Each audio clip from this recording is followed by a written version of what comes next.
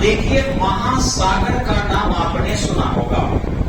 इस पृथ्वी पर जलमंडल का जो क्षेत्र है वह आपको विस्तार है, यानी यूं कह सकते हैं कि पृथ्वी के 71% क्षेत्र पर जल का विस्तार है, यानी जल फैला है। यानी 29% पृथ्वी के सतह पर जल का फैलाव नहीं है। अब जो आपके 71% क्षेत्र पर जल का फैलाव है उसे हम अलग अलग डिफिनेशन में बांटते हैं, भूगोलता बांटते हैं। यदि एक महाद्वीप से दूसरे महाद्वीप तक उस जलखंड का यदि विस्तार हो तो उसे हम महासागर कहते हैं। यदि एक ही महाद्वीप तक उसका विस्तार हो तो उसे हम सागर कहते हैं। ठीक इसी ढंग से अगर एक ही महादेश के एक सीमित भाग में हो तो खाड़ी कहते हैं। ठीक इसी ढंग से आपका तालाब होता है, झील होता है, नदी होता है, पोखरा होता है, बहुत सारे नोमेनक्लेचर उनको हम लोग देते हैं। लेकिन यहाँ की टॉपिक आज हमारी महत्वपूर्ण है महासागर। ये ध्यान रखेंगे आप, इसके पहले भी कई वीडियो में हमने ये चीज समझाने का प्रयास किया है, लेकिन शॉर्टकट में उसे जानकारी थोड़ा देकर बेहद हमें ये महासागरीय स्थलाकृतियों के बारे में आज जानकारी देना है। तो ध्यान रखेंगे, अगर आपको पूछे कि विश्व में महासागरों की संख्या कितनी है तो जनरली आप नेट पर पढ़िएगा 5 महासागर मिलेगा। आप लुसेंट में पढ़ेंगे 5 महासागर मिलेगा। लेकिन हकीकत है कि 5वें महासागर दक्षिणी चीन सागर को मान्यता देने की चर्चा हो रही है, अभी तक उन्हें दिया नहीं जा सका है। और दूसरी चीजें आपको बता दें कि अगर यहाँ हम देख लें कि जो आपका एंटार्क्टिका है उसको महादेश का दर्जा भी दीजिए और महासागर का दर्जा भी दीजिए तो गलत है। एक ही लड़का को यदि हम लड़की में भी गिन ले और लड़का में भी गिन ले तो ट्रांसजेंडर कहना ज्यादा बेटर है उससे। तो अगर हम एंटार्क्टिका को अगर महादेश कहते हैं तो महासागर नहीं कहना चाहिए। उन्हीं किताबों में और उन्हीं नेट पर आप पढ़ेंगे तो महादेशों की संख्या जो 7 गिनाई जाती है उसके क्षेत्रफल में 5वां सबसे बड़ा महादेश एंटार्क्टिका जो दक्षिणी ध्रुव पर है बताया जाता है। ठीक इसी ढंग से अगर महासागर देखेंगे तो एंटार्क्टिका को काउंटिंग करते हैं। तो सोचिए कि हमारे कंडीशन क्या है, एक ही घर का कोई मेंबर हो और उसको हम लड़का में भी काउंट कर दें, लड़की में भी काउंट कर दें, एंटार्क्टिका को महासागर में भी काउंट कर दें और महादेश में भी काउंट कर दें। भूगोल का नियम कम से कम ये नहीं है। और यही कारण है कि उसे देखे होंगे ग्रह उपग्रह दोनों के सिद्धांत का जो पालन करता है उसे एस्टेरॉयड या क्षुद्र ग्रह कहा जाता है। तो भूगोल के डिफिनीशन के अनुसार किसी भी स्थिति में एंटार्क्टिका महासागर नहीं है।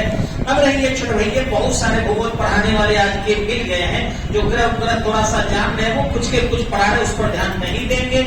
आप बेसिक बुक NCERT अथवा NPT नेशनल बुक ट्रस्ट या बिहार टेस्ट बुक कॉर्पोरेशन की पुस्तक पढ़ेंगे, आप सूचना प्रकाशन विभाग की पुस्तक पढ़ेंगे, उसमें एंटार्क्टिका को हमेशा ही महादेश शो किया है, कभी भी महासागर नहीं। और महासागर अभी भी 4 ही माने जाते हैं। सबसे बड़ा महासागर प्रशांत महासागर है, तत्पश्चात अटलांटिक महासागर है, तत्पश्चात हिंद महासागर है और तत्पश्चात आपका आर्कटिक महासागर है जो उत्तरी ध्रुव पर स्थित है। अब यदि महासागरों के जो स्थल खंड से जल खंड की ओर स्लोपिंग है, यदि उसे हम यहाँ पर देखने का प्रयास करें, यानी महासागरीय स्थलाकृतियों को अगर देखें तो जिस तरीके से वायुमंडल में हम लोगों का घर है, पेड़ है, वृक्ष है, पहाड़ है, पर्वत है, पठार है, नाला है, इसी ढंग से आपका महासागरों में भी बहुत सारी स्थलाकृतियां बनी है। ये है कि स्थल खंड पर जो हमारी पहाड़ी बनी हुई है वो सब लगभग भूरा है या हल्का सा सफेद है।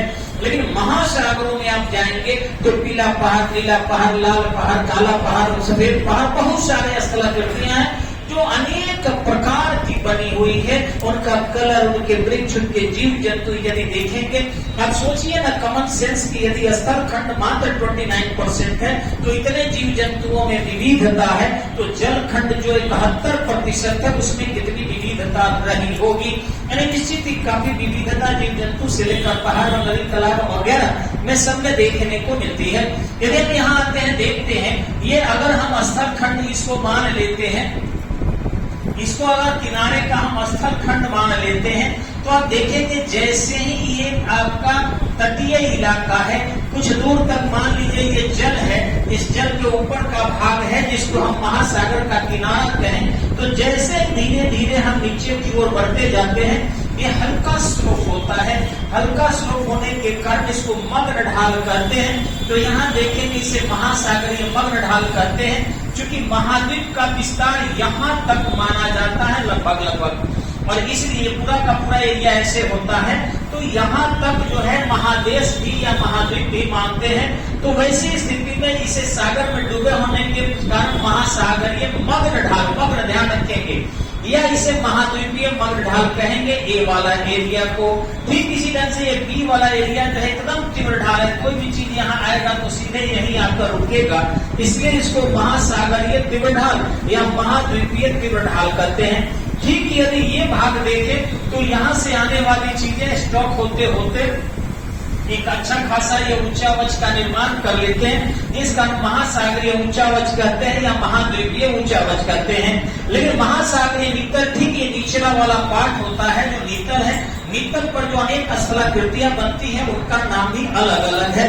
अगर इन पेनी में जैसे बाल्टी का निचला भाग है, पेनी जिसको कहते हैं, यदि उसमें ये खंड नुमा बन जाता है जिसे हम गर्त कहते हैं, यानी महासागर के नीतल पर जो खंड बन जाते हैं, कोई खंड इतना बड़ा है कि वो मेरियाना ट्रेंच हो जाता है, और कोई खंड जो है सीप पर रहते हैं। तो इस तरीके से ये खंड जो है जिसको ट्रेंच करते हैं या गर्त कहते हैं, ये नीचे की ओर उतर जाते हैं। कोई लंबा होता है, कोई गोल होता है, कोई और विस्तृत अनेक रूप होते हैं उनके, तो ये बन जाते हैं। ठीक इसी ढंग से यहाँ पर जो ऊपर की तरफ कुछ पहाड़ियां जो समुद्र में दिखाई पड़ती है, ध्यान रखेंगे, यदि उनका शीर्ष सपाट हो गया, ध्यान से सुनेंगे, पठार जैसा, तो समुद्री पठार को देखिए, समुद्री पठार को हम लोग गाइयोट कहते हैं, गाइयोट। इसकी ऊंचाई का कोई लेना देना नहीं, क्योंकि पठार की परिभाषा में स्पष्टतः आता है कि वह ऊंचावच जिसका शीर्ष सपाट हो, वह ऊंचावच यानी आसपास के क्षेत्र से उठा हुआ क्षेत्र जिसका शीर्ष सपाट हो और न्यूनतम 1 वर्ग किलोमीटर में नेचुरल रूप से फैला हो, उसे पठार कहते हैं। हम लोग छत बना लिए या गीला माटी भर के बना लिए तब पठार नहीं होगा, इसके लिए नेचुरल रूप से न्यूनतम 1 वर्ग किलोमीटर में फैला हो तो जाके पठार होता है। और महासागरों में है कि 5 वर्ग किलोमीटर तक फैला हो, ऊंचाई से इसको कोई लेना देना नहीं है कि पठार कितना हो क्या होगा, न ही स्थल खंड पर न ही जल खंड पर। तिब्बत के पठार देखते हैं, विश्व की छत कहा जाता है, जिसको पामीर के पठार भी हम लोग कहते हैं। और इधर दक्षिण में चले जाइए, मालवा का पठार देखिए, दक्कन का पठार देखिए, एकदम बराबर बराबर नजर आता है। तो इस तरीके से पठार की ऊंचाई का कोई ऐसा परिभाषा नहीं, आसपास के क्षेत्र से उठा हुआ होना चाहिए, शीर्ष सपाट होना चाहिए। और यदि वही शीर्ष सपाट नहीं होकर काफी ऊंचाई को यदि प्राप्त कर ले और ये समुद्र के जो ऊपरी भाग है जहाँ लहरें उठती है, इसके भी ऊपर चला जाए तो द्वीप हो जाता है। वहां से देखने में द्वीप लगता है, ऐसे उठा हुआ एकदम से, जैसे सपाट उठे तो द्वीपीय मैदान, ऊपर उठे तो द्वीपीय पहाड़।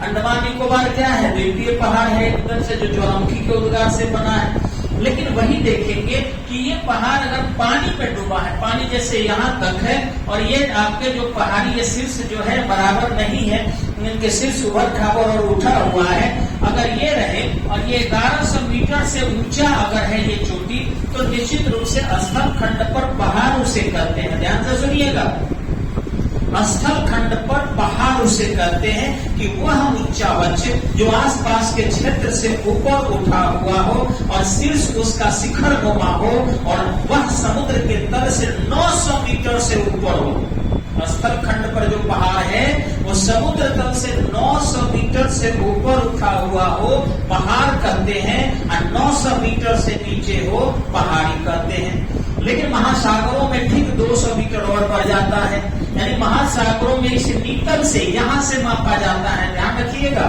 कि जो स्थल खंड के हैं वो इसके ये लहरें हैं, इसके बीच से गुजरता है, इसको बोलते हैं समुद्र तल।